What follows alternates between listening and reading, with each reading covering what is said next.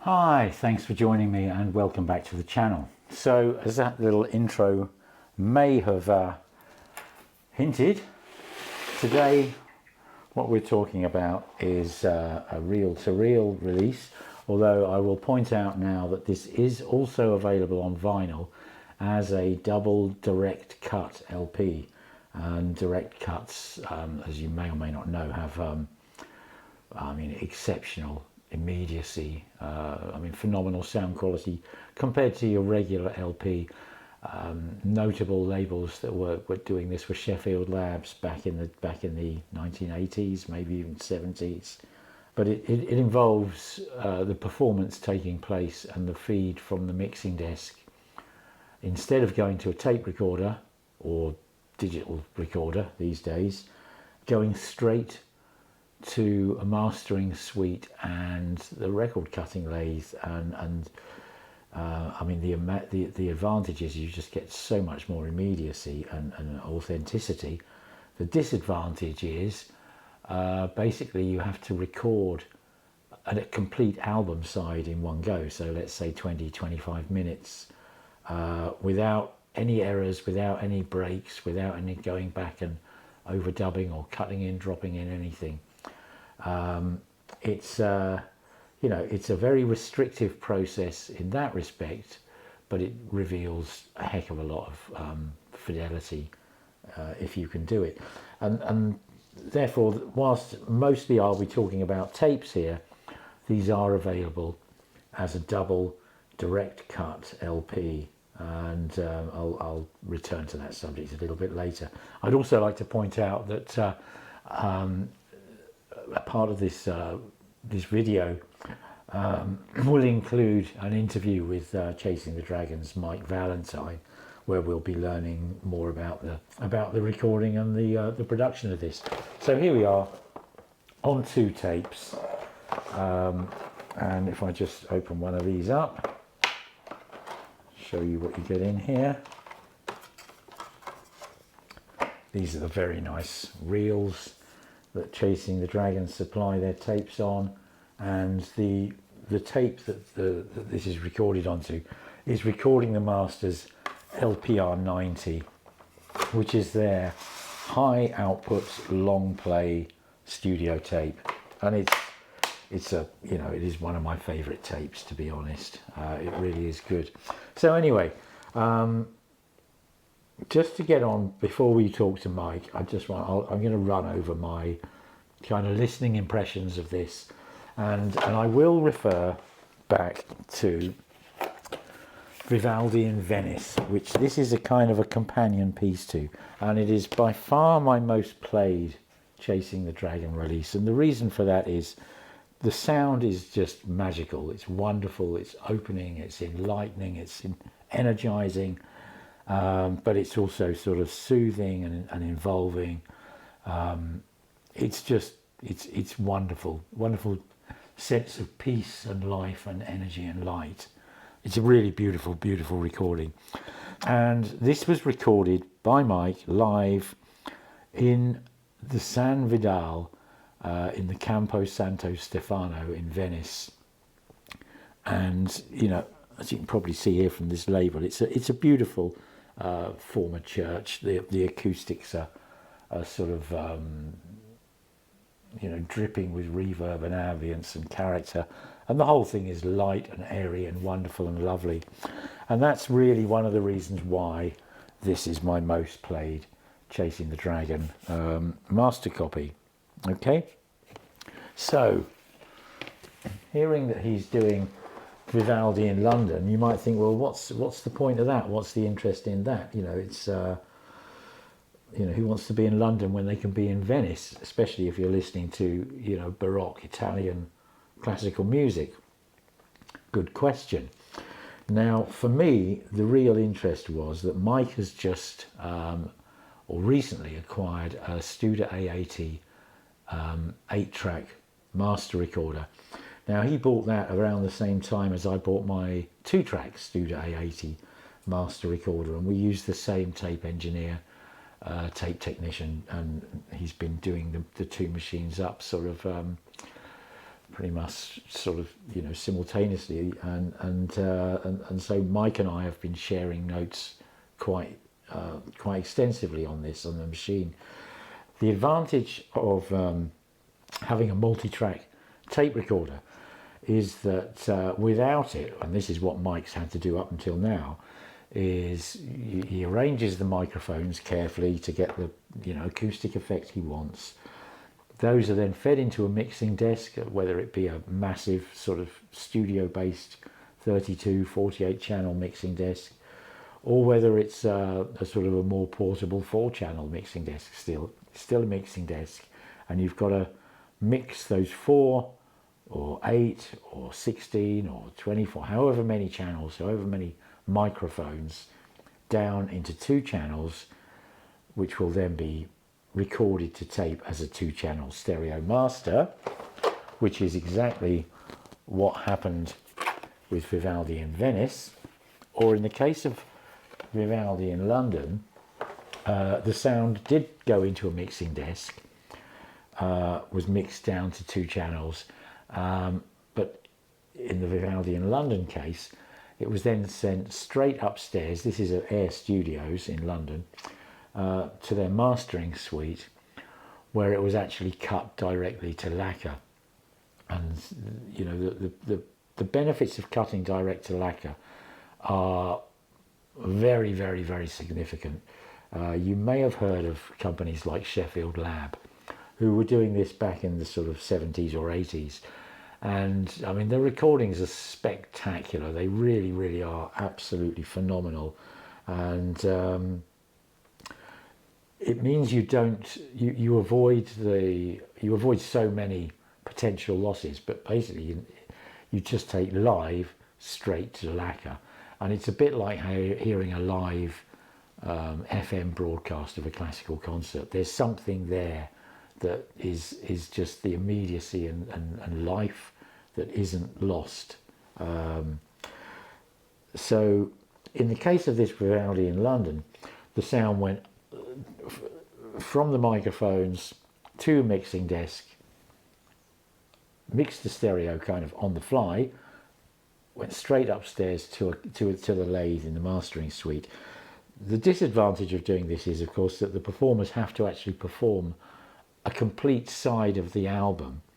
And if you kind of, you know, you can see on here, we've got 4 main compositions. So they'd have to record each piece as one, without mistakes, without returning and doing any overdubs. If they make a mistake, they've got to stop and start the whole thing again.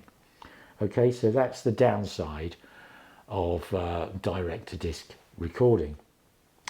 But of course, now Mike has got his Studer A80 multi-track. Those mic feeds also went in parallel to the inputs on his A80. As it happens, there were actually only 6 microphones used, so only 6 of the 8 channels were used. So each of those individual microphone outputs is recorded separately at 15 IPS on effectively 1/4-inch tape, because he's using 1-inch 8-track. If you kind of do the maths, that's the same track width as a 1/4-inch, 2-track, i.e. what these are. So you've got this master tape fidelity for each individual mic feed. And what that means is, once the performances have been done, then Mike can go back and he can do the mix, just mixing in that you've kind of got a stereo overall field, you've got a hall field, and then you've got spot microphones on the sort of soloist instruments, if you like.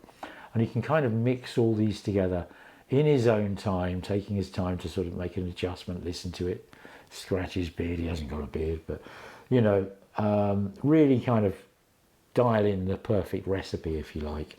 And this is much more typical of what normal record producers would do, of course.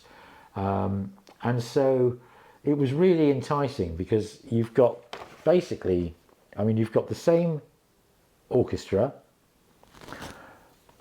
the same recording engineer, and even, I mean, track one, the first piece on both tapes is Concerto in B minor for violin, strings and harpsichord, RV 386. So we've even got the same music, only on the first track. The other three pieces, if you like, or the other three sides, if you're talking about the double vinyl LP, are different, is different music. But it gives you a really, really, really interesting comparison. And, you know, I love live recordings. I love that light and air and ambience of the phenomenal sort of, you know, architecture of Venice and, you know, and many other places in Italy and around the world, to be honest. But also I kind of like that sort of precision and balanced measuredness of a really well considered and thought about studio recording, so to speak. So when I put this on, my first thought was, you know, I'm going to be disappointed. And immediately from the first few notes, I wasn't. And that's really the theme of this story, because of course you lose that, you know, the Mediterranean air of Venice and the light of the, you know, in the ambience of that church in Venice. What you replace that with is, you know, I mean, Air Studios, I think, is a converted church. It's certainly a very kind of ecclesiastical building, but it's obviously very acoustically treated to be drier and more tonally sort of dead, neutral, if you like. Whereas the church is like most churches, they were designed so that when you have a preacher preaching a gospel, his voice carries and blooms and echoes and amplifies and repeats with the, you know, by virtue of the construction of the church. So it's a very different approach, and it's a very different sound. But the interesting thing is, when you flick from one to the other, the music is very, very, very similar. No great surprise, because it's the same musicians, presumably even playing with the same instruments. And but what you get with the Vivaldi in London is you get a measured groundedness, if you like. The music is more rooted in earth. It's like it's earth, if you like. It's more measured. It's more solid. It's more sort of plastic. And when I mean plastic, I don't mean like a, you know, polymer. I mean like a solid thing rather than a liquid. It's got more body, and it's you know, it's different, but it's I would say it's equally nice. If I was asked to choose between the two of them, I frankly I couldn't really. I think it'll be, you know, it's like, do you want a glass of red wine or do you want a glass of white wine? Well, am I having beef or am I having fish? You know, it depends on how you're feeling on that day and what you want. But in terms of what this gives you, it gives you a more neutral insight into the performers, how their instruments sound, and the music. What the Vivaldi in Venice gives you is more of a spiritual event, if you like. It's like, this is sort of the impressions of, and this is sort of more like, you know, of, if you see what I mean. It's a more literal presentation, whereas the Venice is a more impressionist presentation of the music. So, you know, it's an amazing sounding tape. It's not cheap. These two reels together make up the album, and that sells for £700 in the UK. It is available, as I say, on a double direct cut LP. It's also available as a double CD, which is obviously bringing the price down very significantly, and allowing probably all of you to listen to it. I'm sure all of you have got the ability to play a CD. And for those of you who prefer, it is also available to purchase as a 24192 download.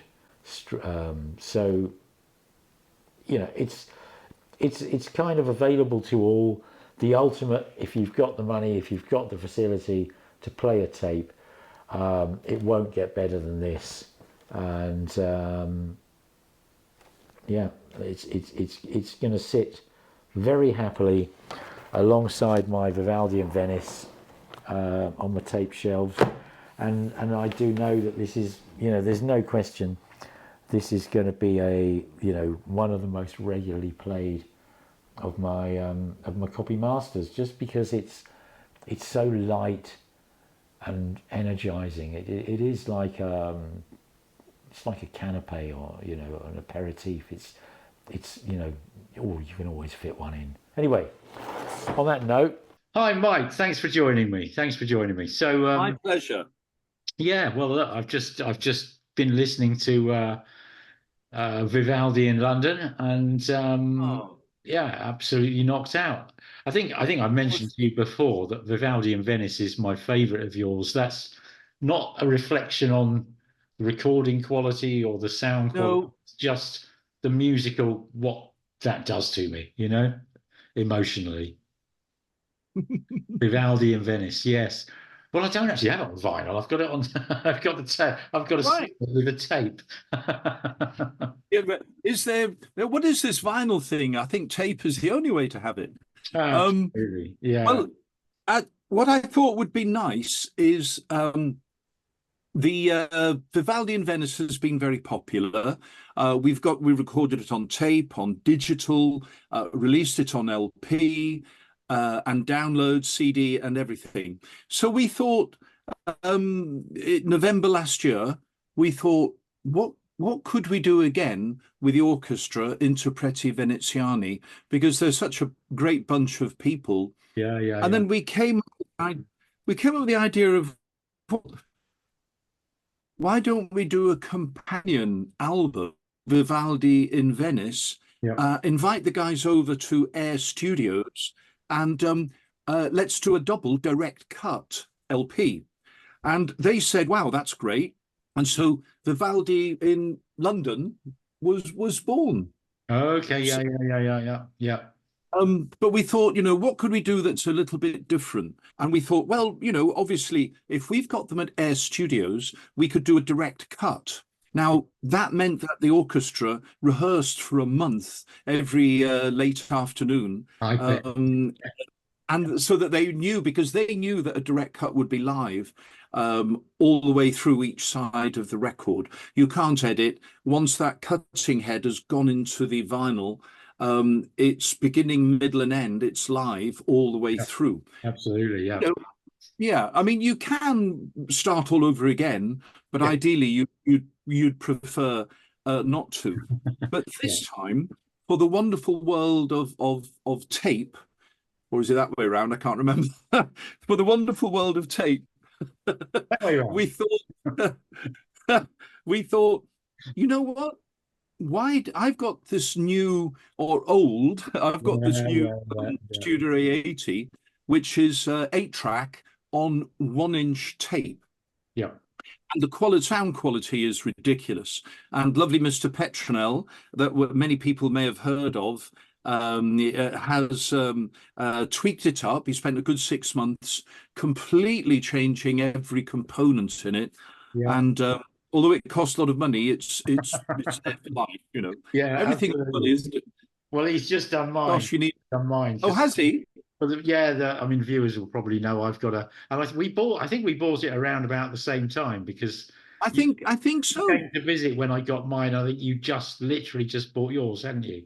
I think you came to a hi-fi show where I just got mine, and you were like, "Oh, what's that?" And I said, forget everything else, just open your wallet, which Yeah, is typical of Mike.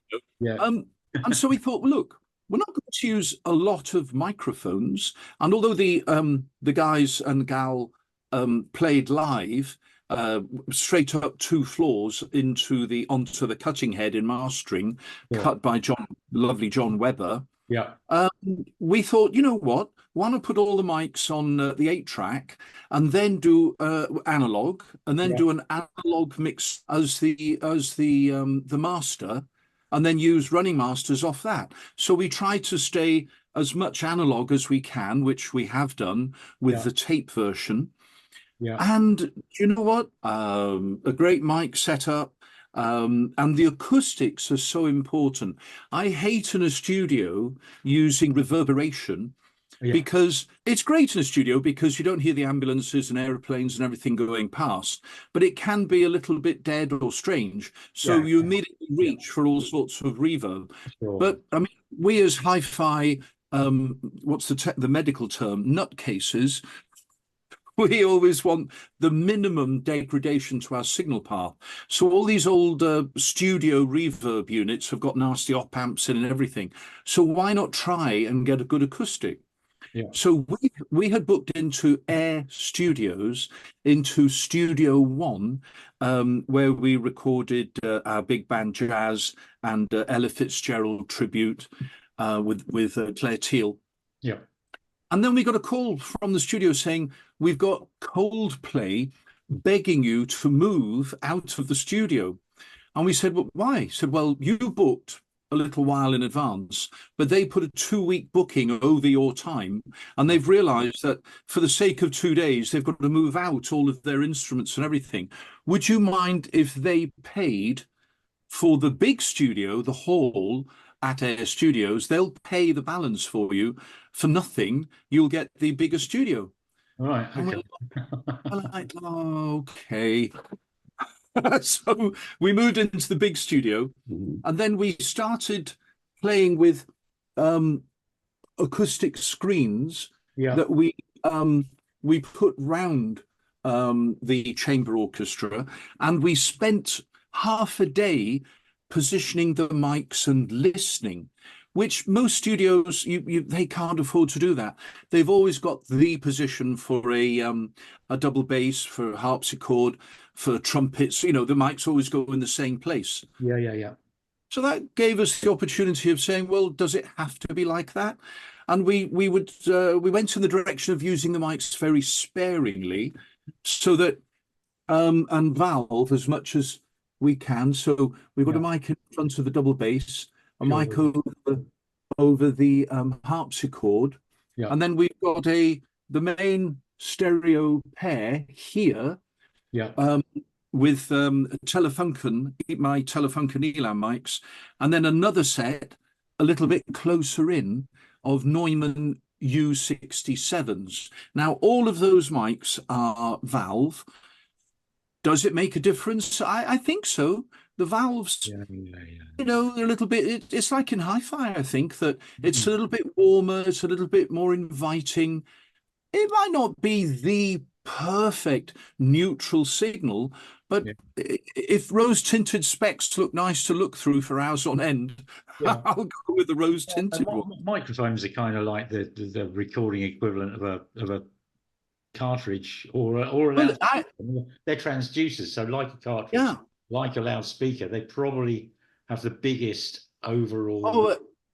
Oh, Dave, I think you're absolutely right. I mean, something that's at the very beginning of the signal. I Yeah, mean, the cartridge is a great analogy because, you know, obviously in the groove, that's a transducer yeah, converting mechanical into electrical. yeah, It's yeah, the same with the microphone. The diaphragm of the microphone wobbling around, mostly in time with the music, creates an electrical signal which is amplified, and yeah, away you go. yeah, And I yeah, think this is what people start by listening to. And we've done a lot of tests over the years of comparing different microphones to each other. And it's a bit like, you know, years ago, a Shure V15 moving magnet cartridge was an unbelievable tracker. I Yeah. mean, any of those 1812 records with the cannons on, Yeah, or the yeah, test yeah. record that came with the Shure, we have to sail through it. And a lot of modern moving core cartridges they usually don't get through the worst No, tracks. They no. still sound great on music, Yeah, but yeah, as we all know, it's not about just the tracking of music. Everything starts at the beginning. yeah, So the timbre, the polar diagram, how much you want to record, the imaging when you put two mics together, everything affects. Well, as we know in hi-fi, everything affects the sound. yeah, Even if you listen in the evening when a lot of industry is switched off, oh, yeah, hi-fi seems to sound a little bit better. yeah, yeah, And it's the same in the recording studio. yeah, totally, totally, Yeah. totally. But don't listen to me. I sell double glazing as well. Anyway, just to sort of get a little bit more detail on what people can buy. Yeah. So you've got well, if we talk about the tape first, because Yes. that's the one I've heard and of primary interest to me. So in that case, the mic feeds went to the Studer Right. A80, Yeah. and then days later, whenever that went Yeah. through, this was the mixing was done at air, was it? Well, it was done at Air, but what I did was instead of using the big Neve recording desk, which is Yeah, a great desk, I also have got from Neve what they call a summing mixer.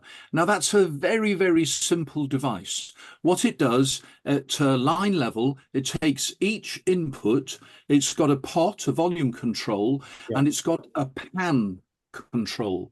Oh, And okay. there's no other electronics, therefore, no reverberation, no compression, no limiting, no none. Yeah, It's just a 19-inch rack. yeah, And you can have 16 channels in. I used 8, yeah. although I only used 6 in the end for our recording. And Hmm. that meant that on the line out, you decide where does that original microphone go in the mix, Yeah. and therefore where is it you're trying to give the audience the impression? Where are you going to place the orchestra? But in our situation, it was very easy. We had the main stereo pair. Yeah, We then had what they call a spot microphone on the double bass, just to lift it a little bit, yeah, and then a little spot.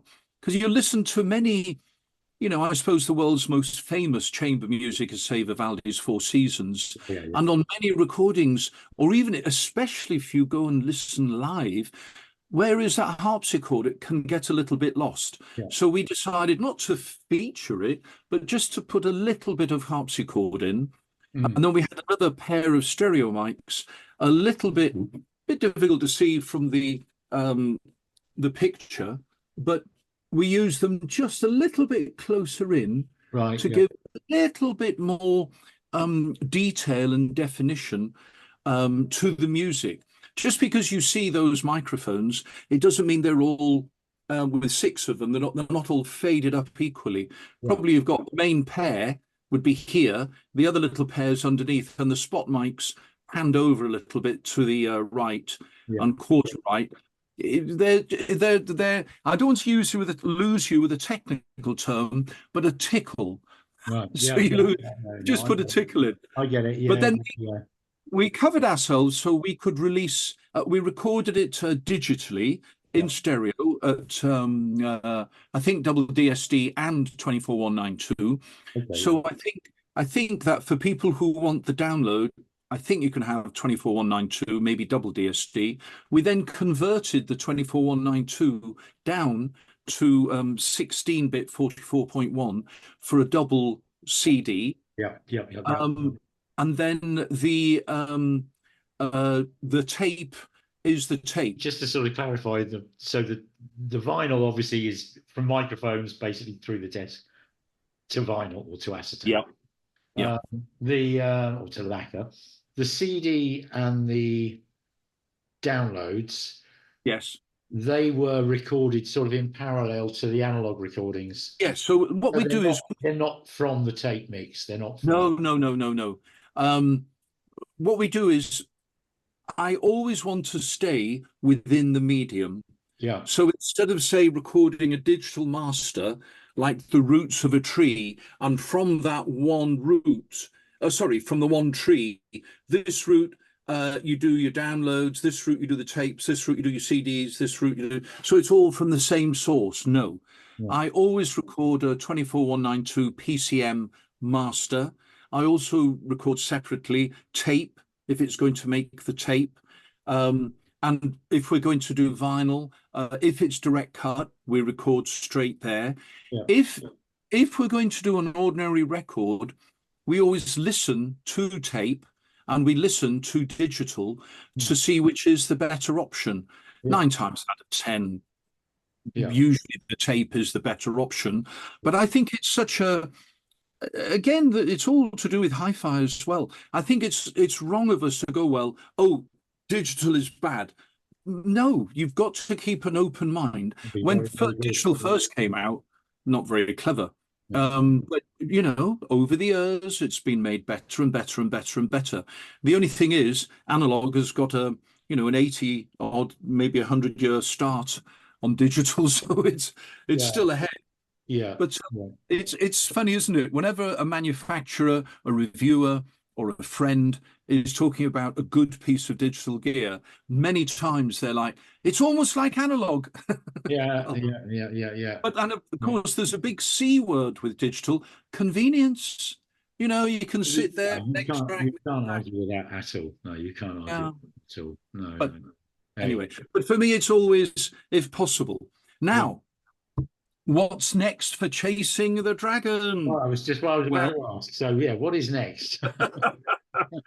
Well, we've just literally about 3 weeks ago, we were here.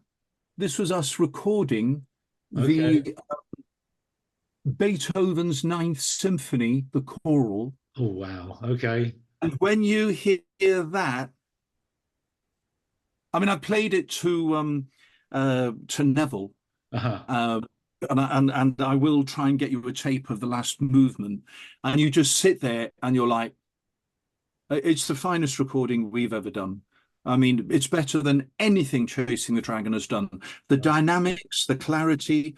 I mean, we had some of the girls up here.